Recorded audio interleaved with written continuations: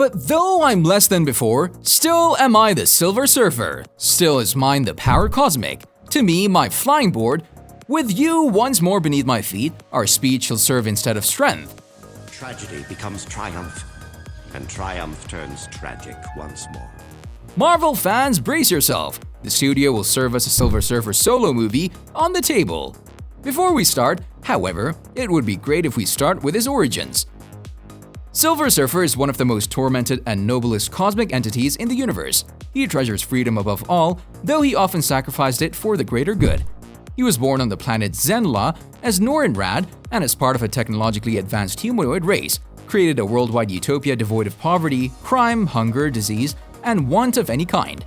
He got his name after the man responsible for raising Zenn-La from barbarism to utopia, the revered scientist Norrin Khan. Norrin was raised as a grimly intellectual youth, urged on by his atypically ambitious father, Jartran, but he was always encouraged to seek advancement, achievement, and knowledge rather than the aimless hedonism, something that dominated Zenn-Lavian society. After he was accused of idea theft, his disgraced father, Jartran, would later commit suicide. Norrin grew into a restless soul, and despite his lifelong lover, Shalabal, he longed for struggle and challenge, immersing himself in the histories of Zenn-La's past. Thought you could use a hand. When a menacing alien spacecraft pierced Zenn-La's Norrin's life changed forever.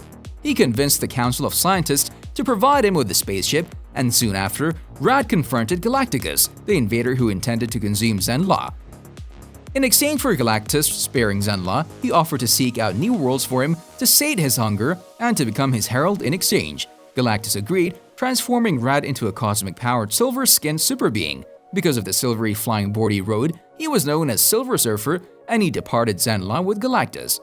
So that I may live a course of events that has occurred 1,000,000,000 times before. I'm not a god, I've never created life, but I have lived. That's enough. So I'll fight to preserve that same opportunity to love, to dream, to soar among the stars, for all those yet to come. Many lives will be lost in the battle ahead, but their efforts will ensure that some remain to remember their deeds. And like the gods, they'll truly live forever, even after they're gone. Now let's talk about the release date and the possible cast list. A Silver Surfer solo movie was meant to be a spin-off to Fox's second Fantastic Four film.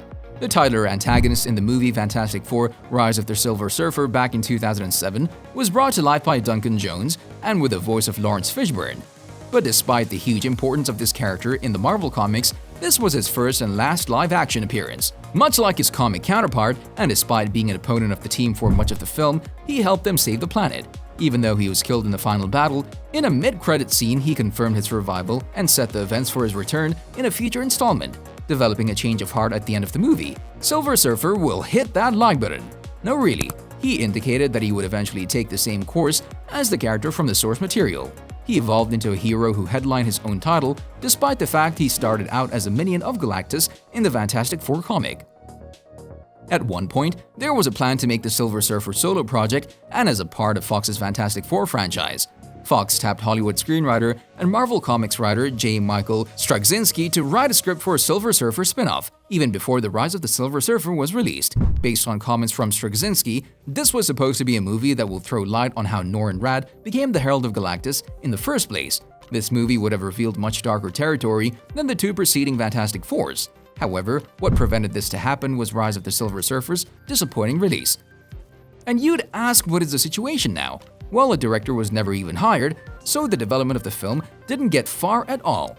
Chances of Silver Surfer's solo project becoming a reality were already in doubt by 2008. Rise of the Silver Surfer didn't do well enough in the eyes of the studio, so a spin-off for the hero wasn't worth making. The Fantastic Four sequel pulled in only $300 million at the worldwide box office against a budget of $130 million. But that's not it. Even Straczynski, in multiple interviews, said that the movie wasn't a complete box office failure. It wasn't enough to convince Fox to keep going with the story. What happened was, when FF2 didn't do as well as they hoped it would do, it caused them to call into question a Silver Surfer movie. Straczynski said, "The script that I wrote picked up right where FF2 left off, so if they do a Silver Surfer film down the road, it'll have to be its own separate thing."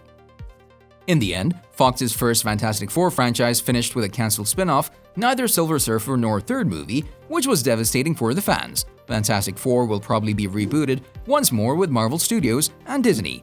Anyhow, the rumors about the Silver Surfer solo movie are getting louder and louder these days, especially with the latest Doug Jones statements that he would smash that subscribe button and hit the bell icon. No, really, in all seriousness, he said that he would love an opportunity to reprise his role as a Silver Surfer. If they were going to bring the Silver Surfer back to film, if it was offered to me, I would jump at the chance. I loved playing him, he was so heroic and angelic, and Christ-like even. You said you weren't the one trying to destroy our world. Then who is? The one I serve. Who do you serve? There are no official statements or confirmations about a potential release date or a possible cast list as of yet, but until we'll keep an eye on every interview and we'll keep making updates. Until then, let's talk about the first look at this project and the possible plot. Silver Surfer was tricky. There was something about it because we did look into it. I think it's connected to the Fantastic Four, and because of that, it kind of lives under its own umbrella. But there was something that got in the way of it because we did look into it a couple of years ago, but I could be wrong. I could be misremembering, but there was some reason it didn't happen or someone else was already working on it. But no, I was definitely into it because that would be a very easy one. Yes, that's right, Adam McKay did indeed take steps to develop this movie, and this is not a surprise. Since this is one of the most beloved characters in the Marvel Universe, taking in mind his later heroic endeavors and his tragic backstory. The Silver Surfer solo movie would have been a real treat for comic book fans. If you ask Adam McKay, Silver Surfer would have 2 sequels by now. Unfortunately, not everything depends on him. McKay is known for his work on Step Brothers, The Big Short, and Anchorman, and he expressed interest in working with Marvel Studios on this exact project. While he was passionate about that, nothing has materialized yet. He explained that Marvel stories can serve as a picture of relevant topics in our own society, and through his origin story, Silver Surfer could tackle one subject in particular, a story made into an environmental allegory. I think that could be an incredible movie, and I think it could be visually the most stunning Marvel movie that's ever been made. I haven't lost interest in that. In fact, now that you mention it, maybe I'll lob a phone call and see what's going on, said Adam. As a matter of fact, when you really think about it, this superhero really does fit the mold of an environmental story. He's meant to examine the state of a planet as the herald of Galactus before its consumption by his master. So what do you think about these scenarios? See you in the next video.